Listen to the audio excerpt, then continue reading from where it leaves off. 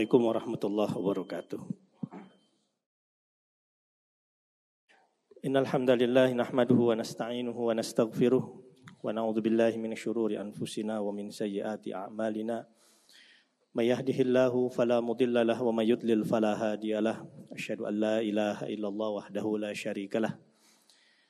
Wa asyhadu anna Muhammadan abduhu wa rasuluhu addal amanah wa nasahal ummah wa ballaghar risalah wa jahada fillahi haqqa jihadih.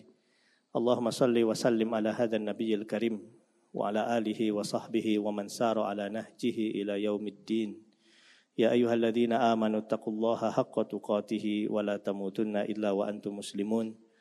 Ya ayyuhan nasu taqu rabbakumul ladzi khalaqakum min nafsin wahidah wa khalaqa minha zawjaha wa bassa minhuma rijalan katsiran wa nisaa'a wattaqullaha alladzi tasaaluna bihi wal arham innallaha kana 'alaikum raqiba.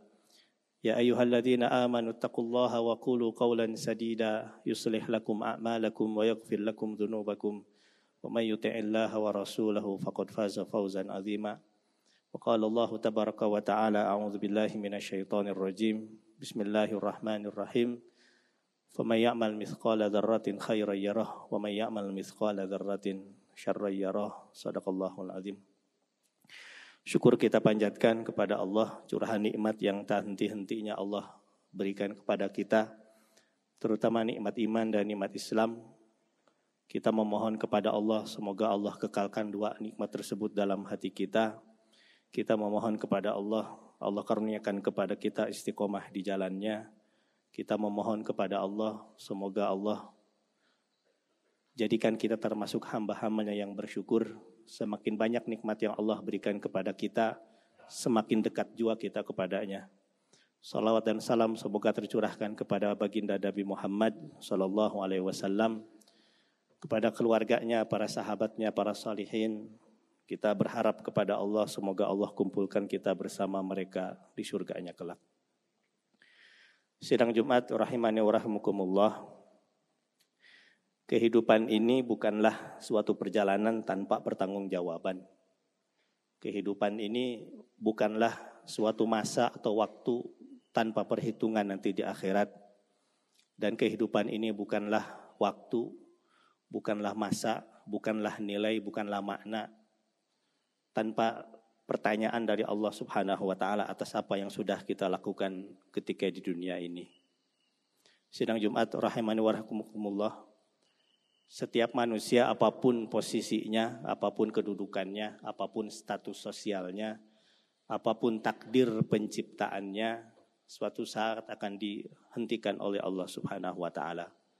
Tidak ada yang abadi, apapun itu, umur, nikmat, kekuasaan, tidak ada yang abadi. Semuanya akan dihentikan oleh Allah Subhanahu wa taala, dan setelah Allah hentikan tersebut, Allah akan mintai pertanggungjawaban kepadanya. Waqifuhum innahum mas'ulun, kata Allah. Dan tahanlah mereka, sesungguhnya mereka sekarang akan ditanya. Maka maha adil Allah Subhanahu wa taala, tidaklah seorang hamba dihisab nanti di akhirat, maka pasti keputusannya akan adil. Wa may ya'mal mithqala dzarratin khairan yarah, wa may ya'mal mithqala dzarratin syarran yarah. Dan maha adil Allah Subhanahu wa ta'ala, yang dengannya setiap amalan seorang manusia, baik itu amalan baik maupun amalan buruk, maka akan dimintai pertanggungjawaban oleh Allah supaya manusia tidak hidup seenaknya ketika di dunia. Fa wa rabbika lanas'alannahum ajma'in amma kanu ya'malun. Dan demi Tuhanmu, sesungguhnya kami akan menanyakan mereka atas apa yang mereka lakukan ketika di dunia. Seandainya tidak ada iman kepada Allah Subhanahu wa taala, maka kita bebas melakukan apapun. Tapi iman itulah yang menyebabkan kita terhenti untuk melakukan apa yang dilarang oleh Allah Subhanahu wa taala. Kita lihat orang yang tidak beriman kepada Allah, mereka bebas melakukan apapun. Kalaupun mereka taat kepada aturan, mereka menjaga nilai-nilai yang baik bukan karena Allah, tapi karena memang nilai yang dibentuk oleh mereka sendiri. Dan itu tidak bernilai ibadah. Sekarang kalau kita ditanya kenapa kita berbuat baik, kenapa kita meninggalkan keburukan, jawabannya adalah karena Allah memang merintahkan kepada kita untuk berbuat baik. Dan Allah melarang kita untuk berbuat buruk. Dengannya kita akan mendapatkan pahala. Sidang Jumat rahimani wa rahimakumullah. Maka yang perlu kita tanamkan dalam diri kita adalah bahwasannya setiap amalan yang kita lakukan, baik atau buruk sedikit apapun, kita akan diminta pertanggungjawaban oleh Allah Subhanahu wa taala, termasuk juga keluarga kita dan juga amanah yang Allah berikan kepada pundak kita.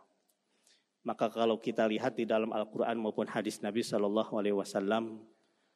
Allah dan Rasulnya menjelaskan kepada kita perkara-perkara yang nanti Allah akan minta pertanggungjawaban kepada kita di akhirat. Yang pertama adalah berkaitan dengan nikmat pandangan, nikmat pendengaran, dan nikmat hati kita. Allah katakan dalam Al-Quran, Inna sam'a wal basara wal fu'ada kullu ulaika kana mas'ula.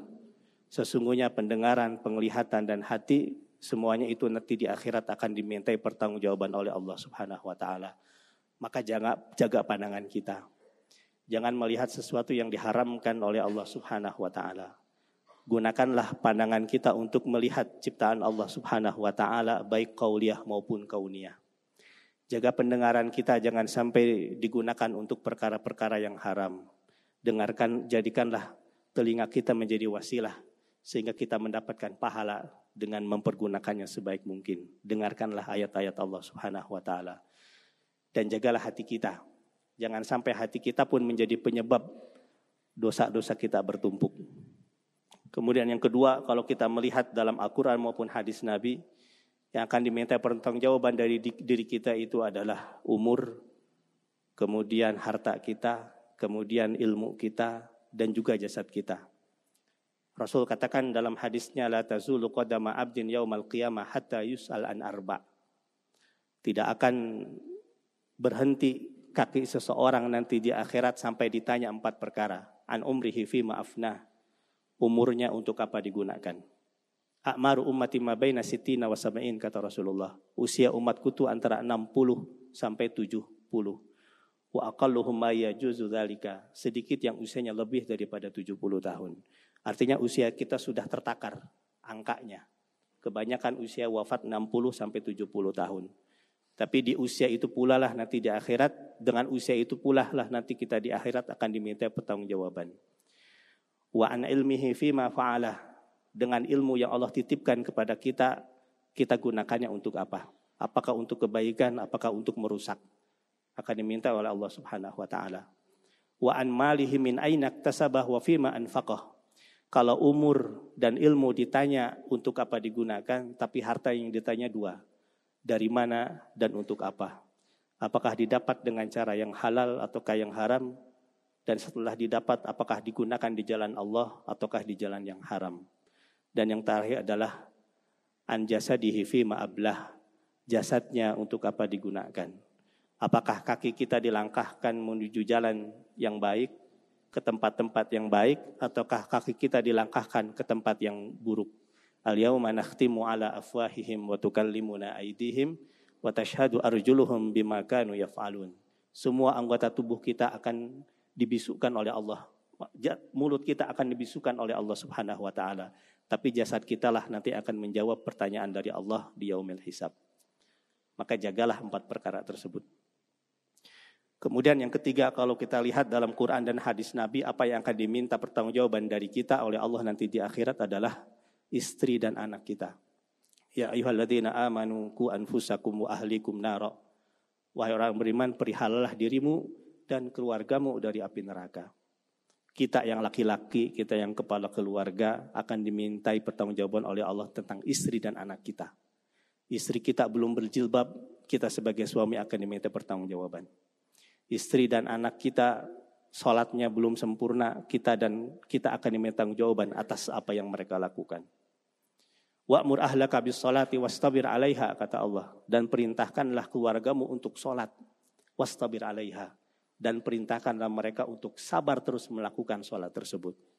Kita akan diminta pertanggungjawaban tentang mereka. Maka jangan hanya memikirkan diri kita, rajin ke masjid, rajin pengajian, rajin melakukan amal soleh lainnya, tapi lupa dengan nasib kita, dengan nasib anak dan istri kita.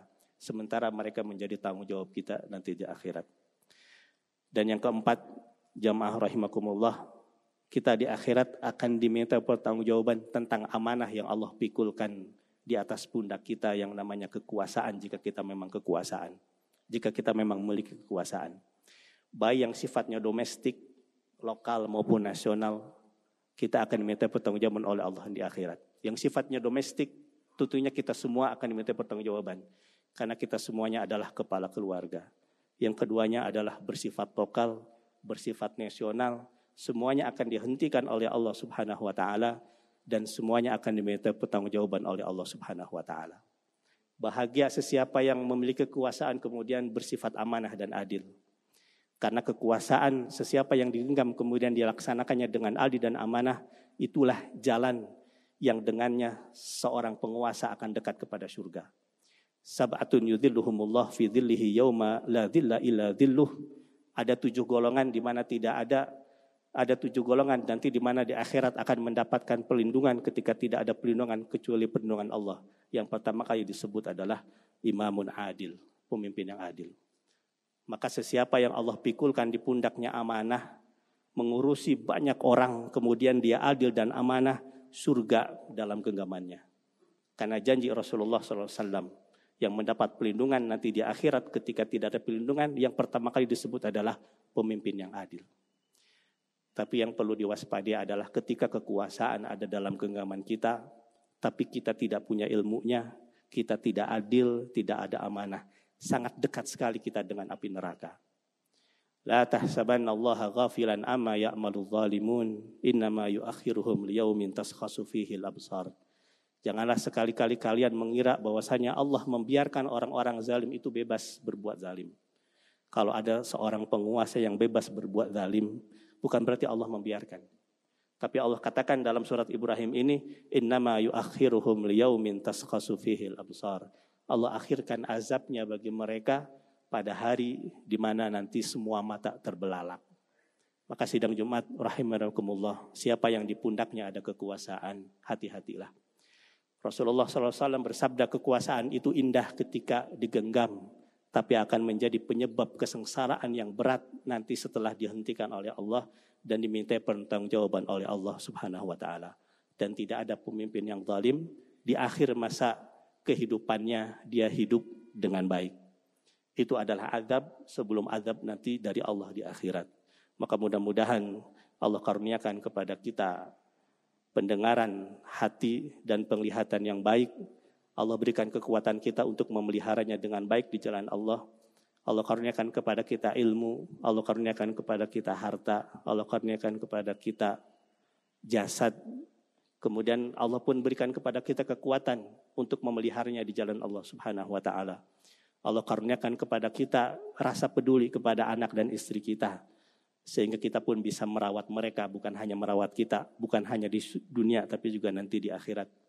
Pun juga apabila Allah karuniakan kepada, Allah titipkan kepada kita amanah, mudah-mudahan kita bisa adil dan amanah sehingga surga dekat dengan kita sebagaimana yang dijanjikan oleh Rasulullah SAW. Barakallahu li wa lakum wad'allahu wa antum muqinuna bil ijabah.